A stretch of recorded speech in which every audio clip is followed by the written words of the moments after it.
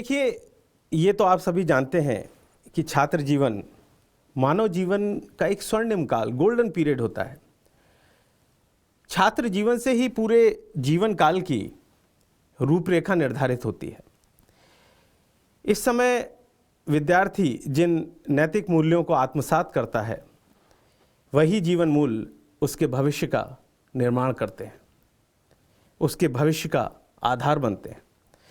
वैसे भी जब मैं छात्रों को देखता हूँ, नई जनरेशन को देखता हूँ, तो मुझे वो सत्यम शिवम सुंदरम जो मूवी है उसका एक गीत याद आता है कि राम अवध में, काशी में शिव, कान्हा वृंदावन में, दया करो प्रभु देखूं, दया करो प्रभु देखूं इनको हर घर के आंगन में।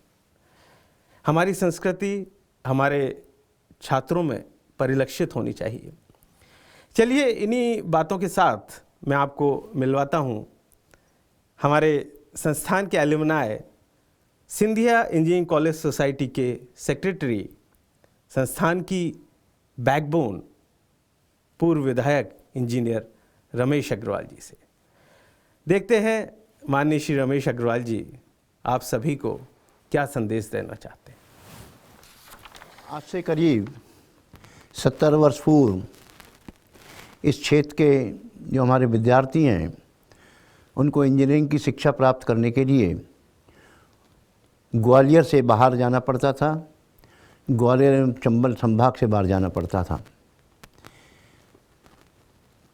अतः इन बातों को ध्यान में रखकर तत्कालीन महाराज जीवाजीराव सिंधिया जी ने कैलाशवासी महाराज माधवराव सिंधिया जी की स्मृति में इस महाविद्यालय की स्थापना की।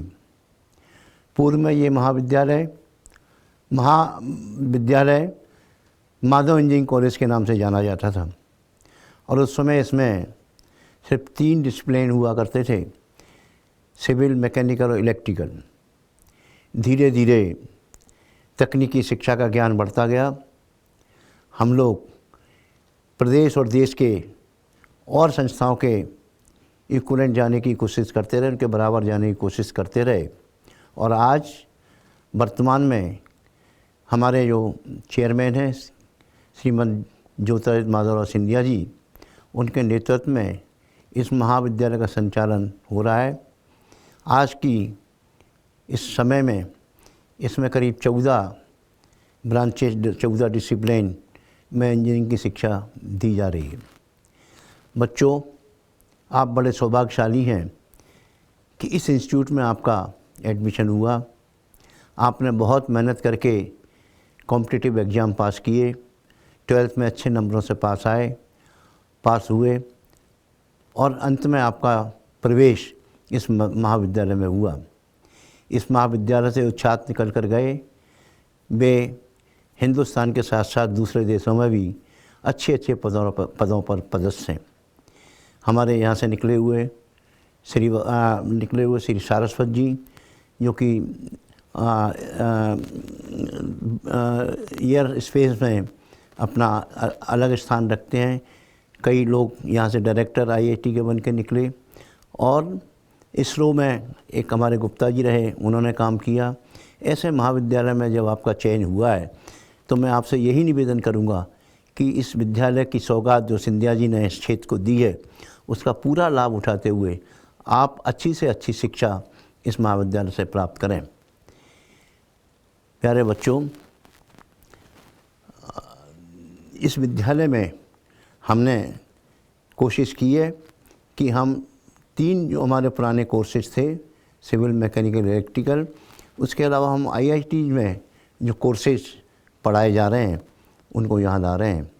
हमारे डायरेक्टर प्रोफेसर RK पंडित के कुशल नेतृत्व में, उनके कुशल प्रयास से इस वर्ष भी हमने 4 नई ब्रांचेस प्रारंभ की हैं और बड़े ही गर्व के साथ मैं कह सकता हूँ कि बच्चों ने उन ब्रांचेस में अधिक से अधिक रुचि लेकर उन्होंने प्रवेश लिया है। मैं आपसे निवेदन करूँगा कि आपको जो मौका मिला है इस महाविद्यालय में पढ़ने का, उसमें आप तत्परता से और अच्छे वातावरण में पढ़ाई करें। मैं 3 चीज़ें आपसे कहना चाहूँगा। एक तो आप नियमित रूप से अध्ययन करें, कॉलेज आएँ, आपकी अटेंडेंस 100% अटेंडेंस होना चाहिए, समय पर आपका आना चाहिए। और तीसरी बात ये है कि अपने गुरुओं का सम्मान करें, डिसिप्लिन मेंटेन करें, किसी तरह की गलत गतिविधियों में अपना समय बर्बाद ना करें। अधिक से अधिक नंबर लेकर और कोशिश करें कि हम नंबर 1 पे आएँ। ये महाविद्यालय प्रदेश के साथ साथ हिंदुस्तान में नंबर 1 पर है और हमें उम्मीद है कि हम कुछ ही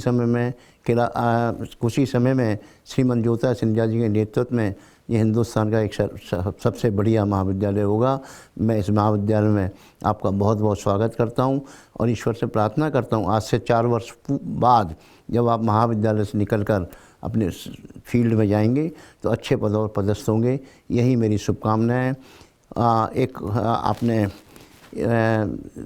गाना सुना होगा, इतनी शक्ति दे हमें हे दाता, मन का विश्वास कमज़ोर ना होगा।